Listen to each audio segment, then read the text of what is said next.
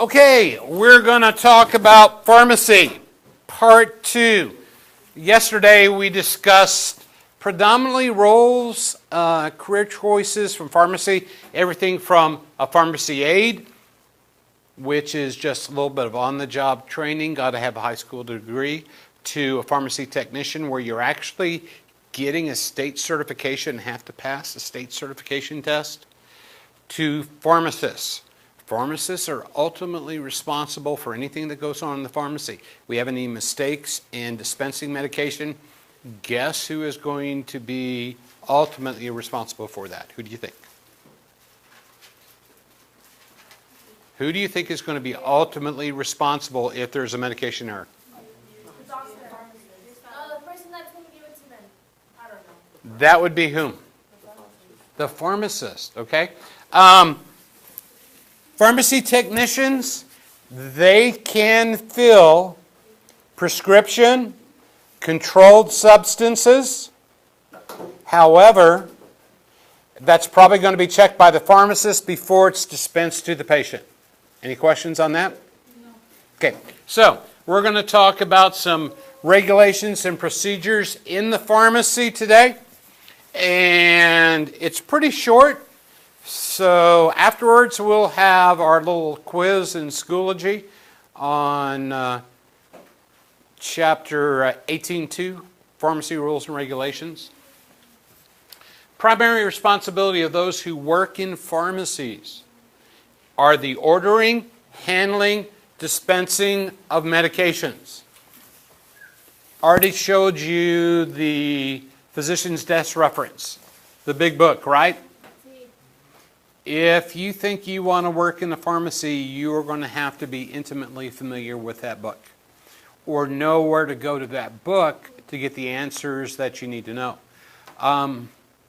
Do drugs, even over-the-counter drugs, have side effects? Yes. Okay. What if you're taking over-the-counter drugs with prescription medications? Let's be realistic here, okay? Could there be interaction between the drugs that you're taking, between prescription or non-prescription drugs, or even 2 or 3 different prescription drugs? Can one cancel out the other? Can they not mix well in your body and cause some really bad side effects? They sure can, guys. When we're talking about medications that somebody is going to put in their body that has been prescribed by a physician, we've got to be very, very careful. That's why the pharmacist is going to talk to you and ask you about what other medications you're taking and tell you what this medication may do to you, what potential side effects are, what it's going to do to help you out, how long to take it. How many of y'all have ever gotten a prescription for antibiotics? Raise your hand. Everybody in here, right? What do they tell you when they give you antibiotics? How much you take? When do you take it? Take it until it's gone. How many of y'all have not taken your antibiotics until it's completely gone? Yeah, about most of y'all. In order for it to be effective, you have to take, if they give you a 10-day supply, you need to take that thing for 10 days until you're completely done, okay? If you don't, you could relapse, and the antibiotics may not be as effective as they could have been. Federal regulations. Does that imply laws? Yes. Does that imply both civil and criminal law? Yes. Hypothetical situation. You're a pharmacist. You mix up an intravenous solution to give to somebody via IV, you mess up the prescription and the patient dies. Could you be liable for something like manslaughter or their death? Yeah, you can. Yeah, you can. So you have to be very, very careful. Pharmacy techs, about a year. Community colleges, you have to take a state regulation examination. Pharmacists, 4 years of college, 3 years of pharmacy school, Then they have to take whatever state licensing exam to become a pharmacist, okay? Federal regulations deal with laws about the composition of the medication we're going to use, about the uses, the names, how we label the pill container or pill bottle, and testing of drugs. Drug labels should contain what? Both the brand name and the generic name of the drug. Do you know the difference? The brand name is what the company calls it. The generic name is what it's normally known as in what's called the USP, the United States Pharmacopoeia. It's another big book that has all the names of medications, the scientific names of them. We should have the form of the drug, whether it's oral or otherwise. Total number of medications, if we have pills. If you get 90 pills, it should say 90 on there. It should tell you the route of administration. How do you take it? When do you take it? Should have any of the warning labels on it. Storage information. Do you need to store it in a refrigerator? Do you need to keep it out of sunlight? Can you throw it on the top of your windshield and let the sun get to it? Most of the times not. And also manufacturing information. Okay.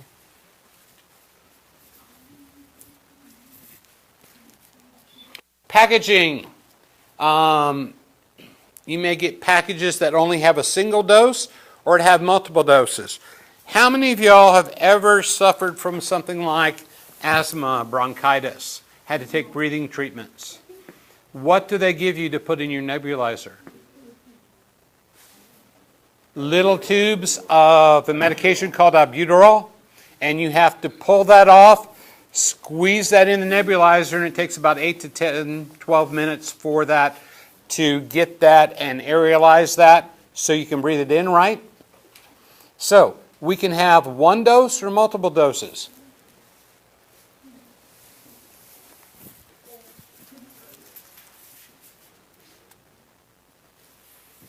Here's a big one. Kids, we already have talked about children explore their world how? With their mouth. With their mouths, putting things in their mouth, especially toddlers. Would it be a good idea for children to get into medications that were not meant for them? Is that how we get accidental poisonings and overdoses of medication in little children? Yes. Okay. Keep medications out of the reach of children. They are very, very curious. They'll want to put things in their mouth. Underneath the kitchen cabinet, do you have it locked where you keep your Clorox and your cleaning supplies and all that other stuff? Had a 4-year-old child one time. Parents said they thought he had drank gasoline. The time I got there, there was a gasoline smell around him. There was some gasoline on his face, in his lips. I could see a little bit of redness. Did he actually ingest it? I don't know. I had to call poison control and get their recommendations on what we would do if there was a possible ingestion, if the kid possibly drank that. Okay? He was pretty stable en route. I don't think he actually drank any gasoline. I think he put it up to his mouth, tasted it, spit it out, but we still had a little bit of burning around the lips, the face, the tongue. So we didn't do just a whole bunch until we, after I called poison control because I told them I didn't know if he had ingested it or not. They did not want me to either give him a medication called activated charcoal, which binds the stomach and keeps you from absorbing anything you might have drank, or to give him syrup of ipecac. Do you know what that medication does? Yes, syrup of ipecac is called an emetic. Emetic means to throw up. There are some things we want you to throw up. Guess what we don't want you to throw up? Something that's acidic. If it burns going down, do I want you to throw it up? Because why? It's going to burn when it comes up. Exactly. Exactly, okay? So in that case, I'm going to give them activated charcoal. I'm going to bind everything, the lining of their stomach, the lining of the small intestine and the large intestine, and that's going to prevent that from absorbing into the body system. Because where does most of everything you eat get absorbed in? Right beyond the stomach is the small intestine. That's where you absorb most everything you eat. The stomach's main job is to break things down and to make it into a bolus. And then it goes into the small intestine, and that's where it pulls it out, and your body can use the nutrients and other things. Over-the-counter medications. Some over-the-counter medications can have side effects and interfere with any type of medications you're taking. If you're taking some type of herbal supplement, over-the-counter medications, when you see the pharmacist, let him know what you're taking. So he can say, I don't want you to take that. Let me tell you what happened to me. When I removed my thyroid this past summer, my endocrinologist wanted me to take calcium, Tums. Any of y'all that ever taken Tums? They're made up predominantly of what? Calcium. He wanted me to take 3 Tums, 750 milligrams, 3 times a day. So what does that work out to? About 9,000 milligrams of calcium per day. Guess what that calcium caused in my urinary system, in my kidneys especially? Kidney stone. Kidney stones. Because what is a kidney stone? It's a calcium deposit that's built up in your kidney, and when it goes through your kidney, down through the urethra, or ureters, excuse me, it is very, very uncomfortable. Then you would think once it goes from the ureter into the bladder, it would sort of calm down a little bit. It doesn't. And then from the bladder to the urethra until you finally pass it. I've taken care of a lot of people with kidney stones. I've had ladies tell me that having a kidney stones is worse than having a baby. I can believe that right now. Okay, so you have to take into account what you're taking, even though it may not be prescription, and talk to your pharmacist about it.